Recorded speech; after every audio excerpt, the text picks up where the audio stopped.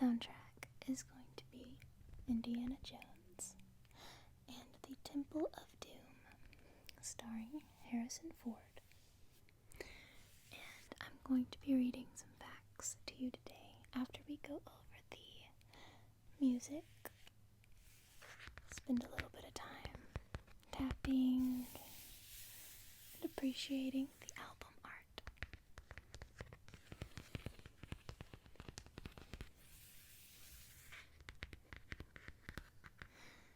Here it says, digital recording, the original motion picture soundtrack,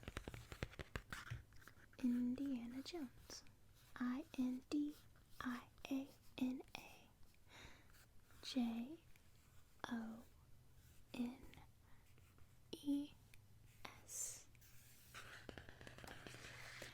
And the Temple of Doom, original music composed and conducted by John Williams.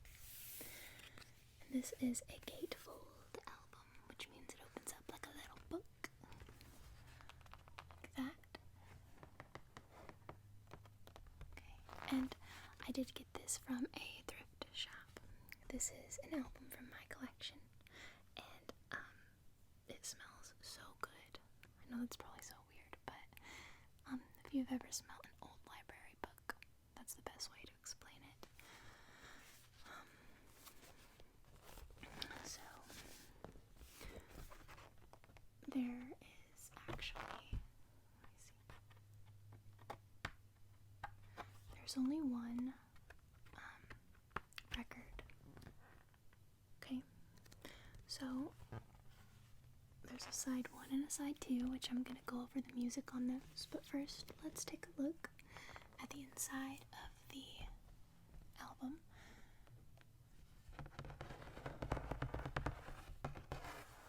Got some pictures down here of some of the characters from the movie, or this guy is the one that did the music. And there's a little column here that I will try to read to you guys. Let's see what it says. So it's just okay. It says, Indiana Jones and the Temple of Doom is as much a replica of as it is a departure from Raiders of the Lost Ark.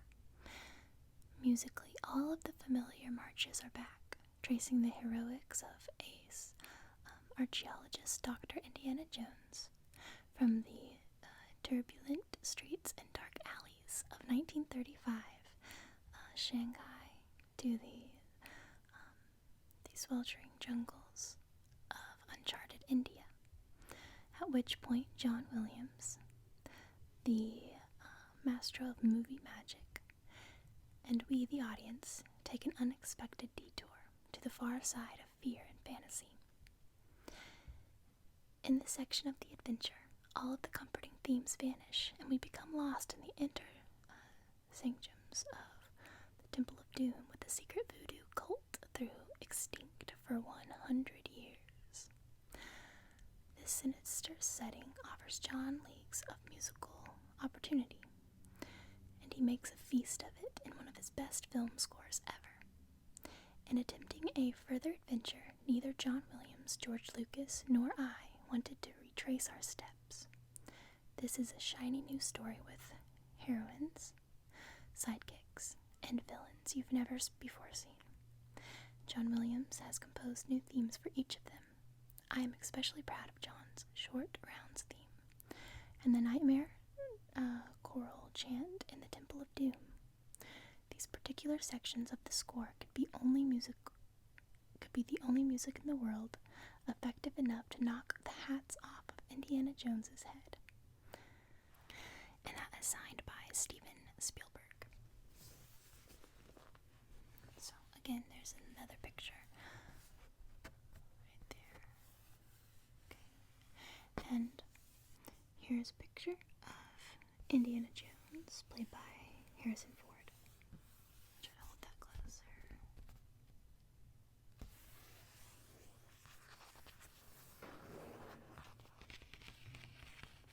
Some more pictures, characters from the movie, just along the bottom of the album. And then here's another column for us to read. It says, album produced by John Williams and Bruce Botnick. Original music for Indiana Jones and the Temple of Doom, composed and conducted by John Williams. Anything Goes, music and lyrics by Cole Porter. Associate producer Frank Marshall. Recorded at MGM Music Scoring. Stage Culver City, California. Recording engineer was Lyle Burbridge. MGM crew was Dick Horning, Carl Riggin, Dave McDonald, Paul Kwan, Paul Nike, and Dorothy Wright. Film music editor was Kenneth Wanberg. Music librarian was Casey Fields. Music preparation, Joanne Kane. Music service, mixdown engineer, Bruce Botnick. Digital recordists, Stuart Whitmore and David Collins. Digital editor, Stuart Whitmore. Disc mastering by Bernie Grundman. Mastering Hollywood, California. Mastering engineer was Bernie Grundman. Digitally recorded, mixed, and edited by Digital Magnetics Incorporation, Hollywood, California. Art direction by Christopher Werner and Murray Whiteman. Design by Lummel Whiteman. Graphic design, cover artwork by Bruce Wolf. So, it's really interesting. This is actually one of my brother's favorite movies. Him and my dad have watched all of them. I'm not sure how many there are, actually, altogether. I thought there was quite a few, but maybe there's only a few. I've watched a couple of them, but, I haven't seen it in a while.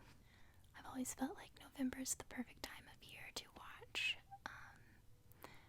like adventures movies like this, and just different, like action fiction, stuff like that.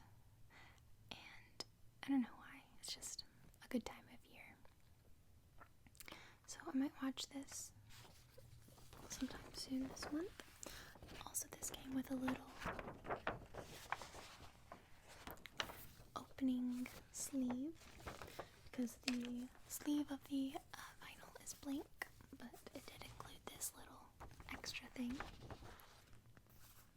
So, it says Indiana Jones and the Temple of Doom.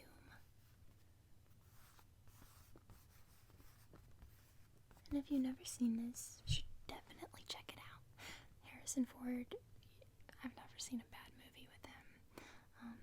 If you're not familiar with him, you might know him from Star Wars. He played Han Solo in 4, 5, and 6. Episode 4, 5, and 6. And let's see, he played in The Fugitive. And, of course, this, and he's done several other movies as well. So, there's some pictures down here from the movie. Scenes from the movie. And then him. This is Club Obi-Wan. Or maybe Obi-Wan. Maybe. That's weird. Okay. Like I said, I haven't seen this in a while, so if that is like a spot, then I don't know. Let's go ahead and open it and take a look inside. Just hold it up so you can see if you're watching, and if you're not, don't worry. There's just some pictures included of the movie. Harrison Ford and his whip. Or Indiana Jones and his whip. Sorry. And different pictures on this side as well. From the movie. Him riding on an elephant.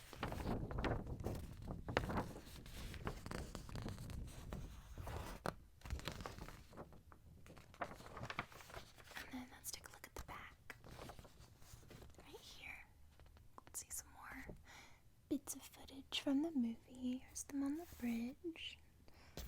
Different things. We're just climbing the big rock wall mountain.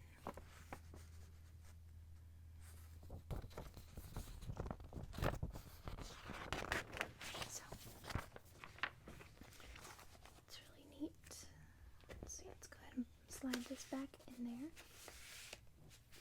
Alright, now let's go ahead and read the music from the back.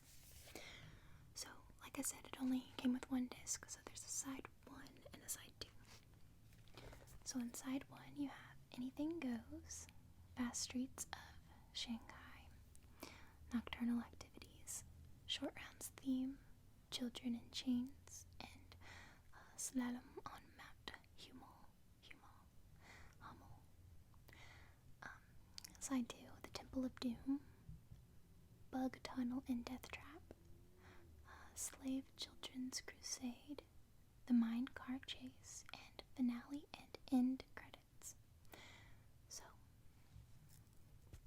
it's pretty neat. Indiana Jones and the Temple of Doom, Paramount Pictures presents a Lucasfilm production and Steven Spielberg film. Indiana Jones and the Temple of Doom, Kate Capshaw, Amrish Puri, Roshan Seth, Philip Stone, and introducing Ki Hui Kwang. Executive producer George Lucas and Frank Marshall. Associate producer Kathleen Kennedy. Music by John Williams. Screenplay by Willard Hoyk and Gloria Katz. Story by George Lucas. Produced by Robert Watts. Directed by Steven Spielberg. And this was put out in 1984. The record anyways. I'm going to double check what year the movie came out. So,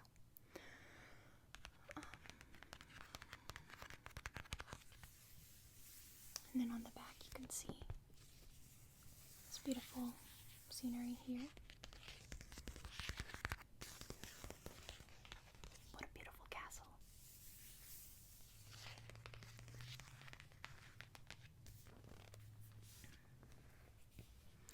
Okay, so let's get into reading some facts. Let's see. First of all, this movie is PG. Okay, that's what it's rated. And it did come out in 1984. The genre is action adventure. And it's an hour and 58 minutes, so it's a bit of a longer movie. Let's see. It was rated 7.6 out of 10 on IMDb. 91% of people on Google like this movie, so that's pretty good. Release date was May 8th, 1984, and the director, which we already knew, is Steven Spielberg. Let's see, so now I'm going to try to find some facts. Let's go ahead and go to mental floss. I like to use mental floss. Okay, so I'm going to read the little paragraph before the facts start. It says, Fortune and Glory, Kid, Fortune and Glory. Steven Spielberg's Indiana Jones and the Temple of Doom was released 30 years ago today. Now, I'm not sure when this was wrote, but according to this, it's been longer than that by now, obviously. So, let's see, in honor of its 3-decade anniversary of thrilling us and grossing us out with monkey brains, ripped out hearts, and black magic, here are 20 things you might not have known about the film. Okay, so I might not read all of them. I'm going to try to, just depending on what they say. Some facts I can't read if they get too weird, or if they say anything bad or something, you know what I mean, or give too much away, because I don't want to spoil anything big. So we'll see. Number 1, the first ideas for Indy 2 came from Raiders of the Lost Ark. Okay. 2. Other initial ideas were quickly discarded but were still important. Initially, Spielberg wanted Indy's love interest, Meridian, played by Karen Allen, to come back for the second film. He wanted to feature her archaeologist father, Abner Ravenwood, who was mentioned in Raiders. But Lucas and Spielberg ultimately decided that Indy's companion should change from film to film, a nod to the ever-changing Bond girls in James Bond movies, a franchise that Spielberg originally wanted to be a part of, until Lucas presented him with the idea of Indiana Jones in 1977, and Abner was left out. Okay. The writers and filmmakers were inspired by classic Hollywood. Number 5, in keeping with the tradition, pets were an important part of the process. Number 6, the actor who played Short Round was discovered by accident. 7, Spielberg used miniatures for pre-visualization. Ooh, that is the cutest fact ever. He used little bitty miniatures. That's so cool. Number 8, all the film's locations were found in India, and they couldn't shoot there. And then they couldn't shoot there.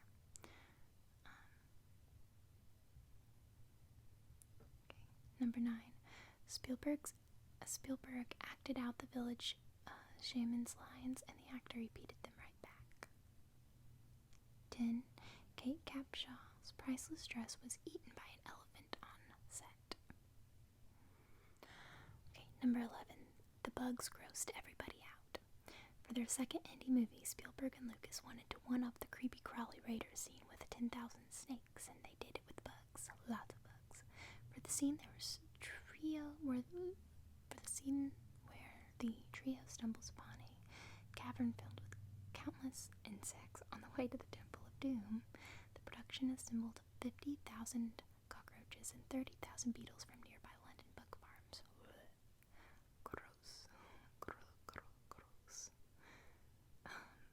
Number 12, the film features one of Spielberg's personal favorite moments from his entire filmography. Both Lucas and Spielberg obviously had a blast coming up with the adventures gags for their hero. The scene when the 3 main characters are on the way to the temple and get stuck in the booby-trapped room with spikes coming from the ceiling and floors was among the first sequences the filmmaker came up with for the Temple of Doom. According to Spielberg, for me to be able to turn that idea into something with bugs and a little coda, where Willie's butt hits the trigger mechanism so the whole thing begins again, and to have the last shot of Indy reaching and grabbing his hat just before the secret slab of concrete closes, that was my favorite thing to shoot on the entire production. 13, Harrison Ford was seriously injured on set, but the production soldiered on. Let's see. I guess Harrison Ford aggravated a disc in his spine while riding on an elephant, but the actor decided it wasn't major and continued filming. Okay, number 14. The raft parachute sequence was real. One of the major nitpicks about Temple of Doom over the years is that the scene where Indy, Willie, and Short Round leap out of a plane and use an inflatable raft as parachute is overly absurd. What people don't know is that the scene is real. Kind of. No, stuntmen didn't really jump out of a plane with just a raft to get them safely under the ground, but the practical effect itself is real. In the early 80s, Lucasfilm's Old San Anselmo location was near a raft manufacturer. Since the filmmakers were having a tough time figuring how to logistically, pull off the stunt, producer Brink Marshall went over and challenged the manufacturer to come up with a way to have the parachute effect play out practically in a single shot for the movie. The raft makers rigged up a pool system that inflated once the weighted raft, including 3 life-size dummies standing in for the actors, was tossed from a plane. Marshall and the second unit on the production set of cameras at Mammoth Peak in California, and had 3 stuntmen heave the raft out of the tri-motor plane at just the right spot.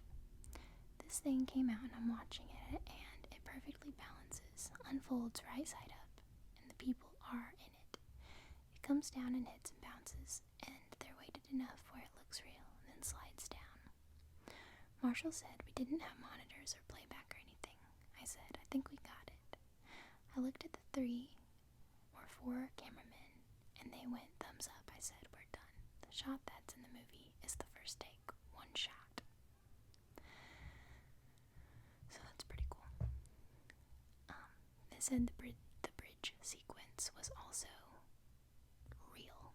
Okay, that's the 15th fact. 16, the actor who played Mola Ram had a pretty busy schedule. They were working on 18 other films at the time,